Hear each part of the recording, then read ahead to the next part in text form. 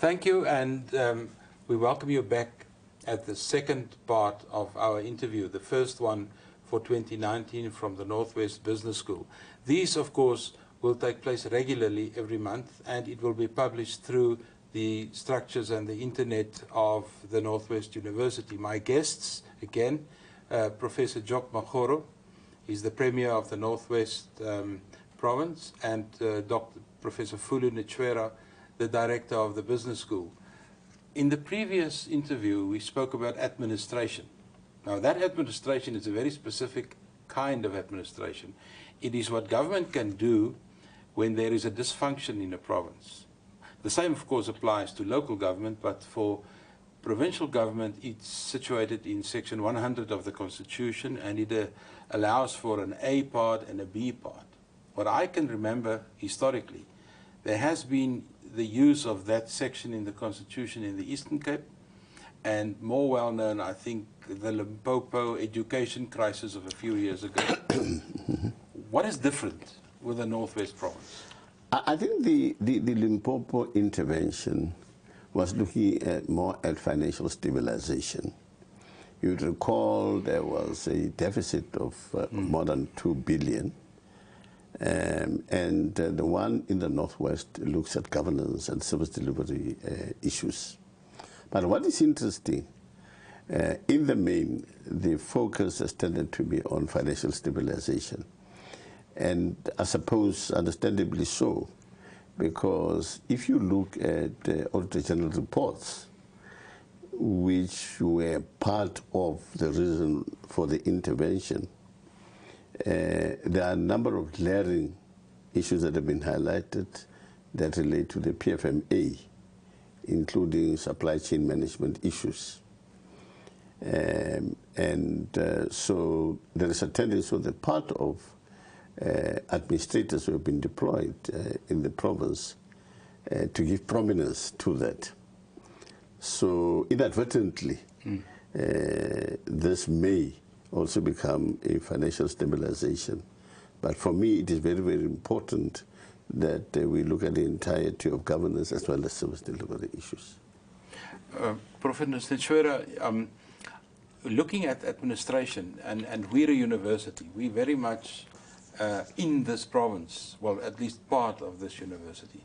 What interest do we have when the provincial government is having these kind of challenges? I think we should generally look even beyond administration, the relationship that should exist between government and universities, because the universities should generally not remain ivory towers, as the saying goes. I think universities ought to be embedded in the governance within government systems, and vice versa, so that we are able to feed each other and assist each other in developing and maturing our democracy.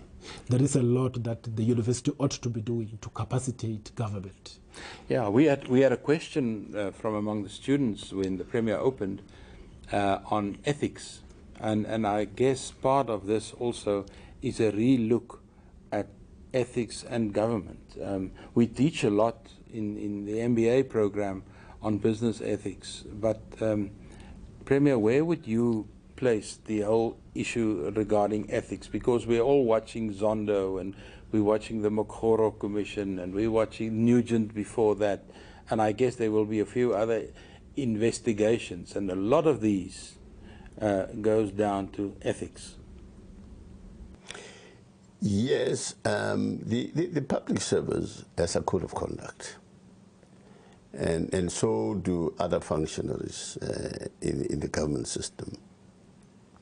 But it does appear that when one talks about ethical leadership, you're talking more than just what is provided in the prescripts.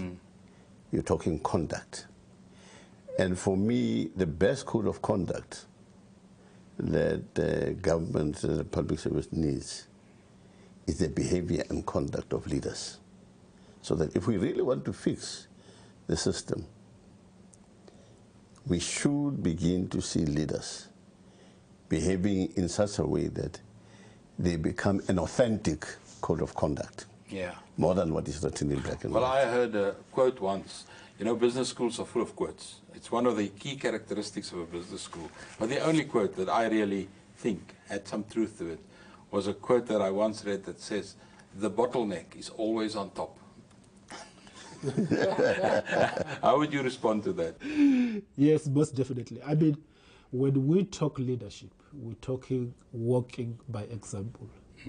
So if the example that we see at the very top is a very bad example, chances are that the juniors at the very bottom will be watching and they will mimic what they see at the very top. But if we've got exemplary leadership at the top, chances are that down there they will do less to get out of the way. In the world I'm moving, I get a lot of questions all the time about what's going on in the country. And most people ask that question in search for good news. Where you're sitting, are you seeing change? Are you seeing something turning?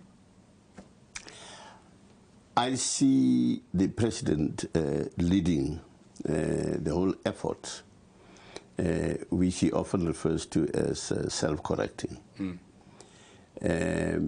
Furthermore, if you look at Ipsos and other similar agencies, it is very interesting that the president is running ahead of his pack. Yeah, in terms of approval rating. He measures higher than the party. He does. So that the one thing that demonstrates to me is that it is around this person that our hope lies. And all we have to do is to emulate his behavior.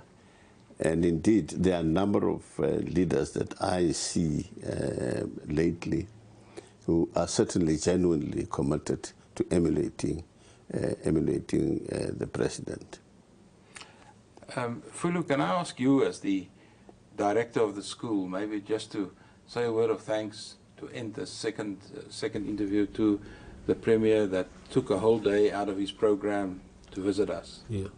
Let me say, Premier, that it is very rare that premiers of provinces would visit business schools on their opening day.